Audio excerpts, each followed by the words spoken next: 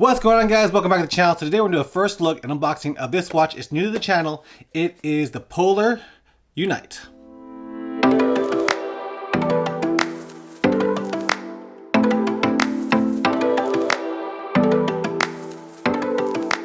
Alright guys, so Polar did send over this watch for me to do a review of, but we had no prior agreement with us to do a positive and negative review. It's my own thoughts on this product, and this is going to be an unboxing at first look. And this watch isn't new. It's about 8 or 9 months old, but it's new to my channel. And the reason that I want to do a first look and unboxing before I do a full review is so that I actually get to know this watch and use it before I do a full review on it. So if you guys have any questions about this watch and you guys want me to check it out in my review, make sure to leave a comment on that and I'll put that in the full review. So let's go ahead and get to the unboxing of this Polar Unite watch.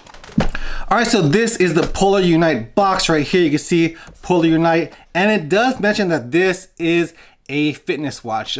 This watch is really not meant for runners. It's meant more for those CrossFitters or for people that go to the gym and don't really care about the GPS data. So if you are doing a lot of HIIT work, Pilates, yoga, things that don't depend on GPS, this is gonna be a watch that you wanna look at for sure. But it also can have GPS, and I'll talk about that later, and I'll tell you how it can have GPS, even though there's no GPS inside of the watch. So let's turn it over to the side. Nothing here, nothing there. And in the back, you'll see it says, "Discover your potential.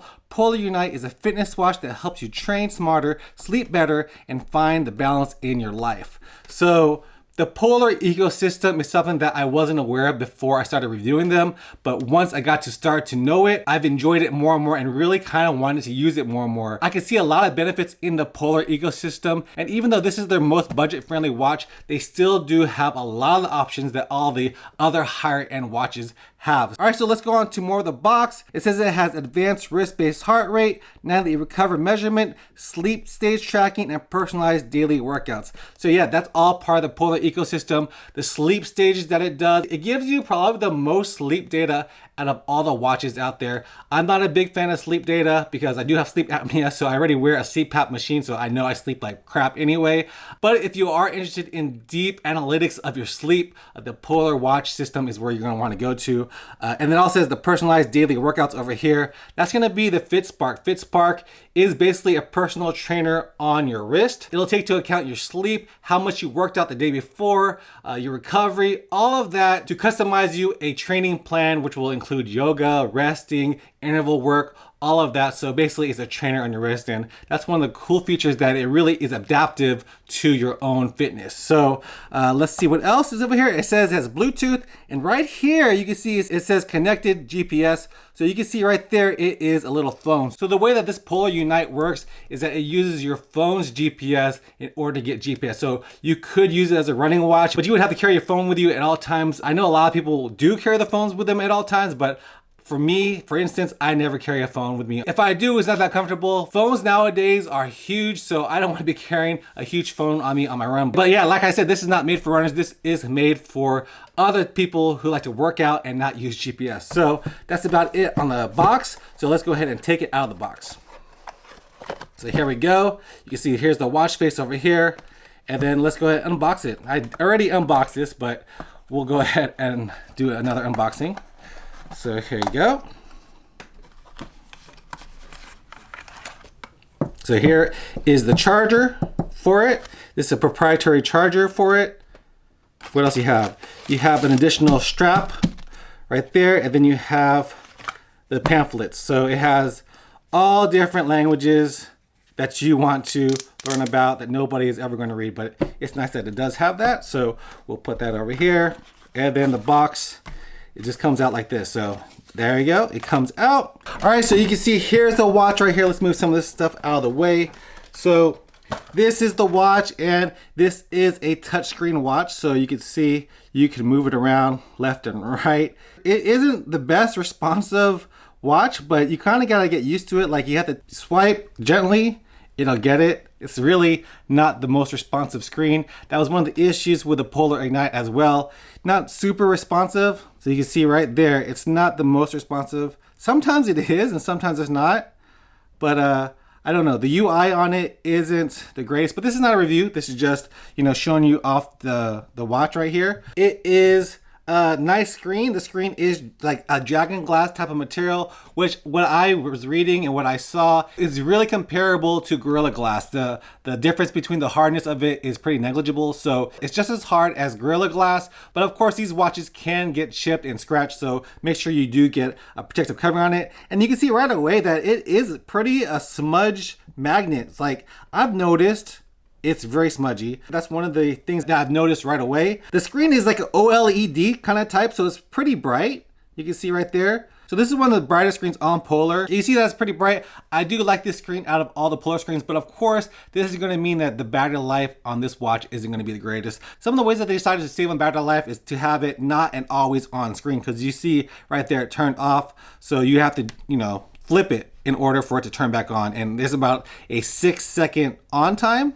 So that's one of the things, but I'll definitely make sure to test this out and get to know it all. Let's go ahead and look at all the screens. So if we look at the first screen, this is your time and date over here. The next screen is going to be your activity screen. And then you'll have your heart rate screen. So it'll tell you your current heart rate. And then over here, it's going to tell you your training history. And this is gonna be your sleep data. I think that's about it. Oh, and the last one is gonna be that FitSpark thing. Like right now, it's telling me to do some strength training to unlock my strength. I do need to wear this watch for more than 3 days in order to have a better accurate FitSpark coach reading. But yeah, that's gonna be all the screens on there. And then you can see there is a nice display on it. It does have quite a big of a bezel around it. And then it has one button. So this is the only button that it has. I know that from the Ignite, there is not gonna be a lap feature. This is one of the things that I really think that this watch needs, especially if it doesn't have GPS and if you're gonna use it as a workout type of thing. Because if you're gonna use it as a stopwatch, you don't have a stopwatch functionality on this watch because it only has one button. So this button is gonna get you to this menu over here, and that's gonna let you start a training. And then you can have your Serene, which is going to be a breathing exercise type of thing. And then you have your timers, your fitness test, and your settings. I'll definitely go over all that in my full review. Let's go ahead and take a look at the back of it. So the casing of this is made out of a plastic type of material that is enforced with some glass. They do have a heart rate monitor over here. It is different from the Polar Ignite. So I'm gonna take out the Polar Ignite right here. So you can see the Polar Ignite has a little raised, it's raised over here, and the Polar Unite is a little bit slimmer. So this watch definitely is a super slim watch.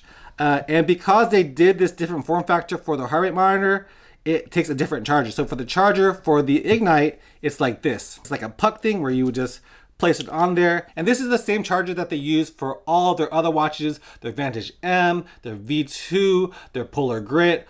They all use this puck charging. This is the only watch that uses this type of charger. So this is the charger that they use. It's like a little USB type of looking thing. You do have to make sure that it's lined up, because I have made the mistake of lining up this way. Make sure to line it up with the contact points so it's charged, and then you just put it into a USB and charge it like that. So there you go. The next thing we'll talk about is the band. So it does come with two bands, a shorter band and then a longer band. I definitely put the longer band on there.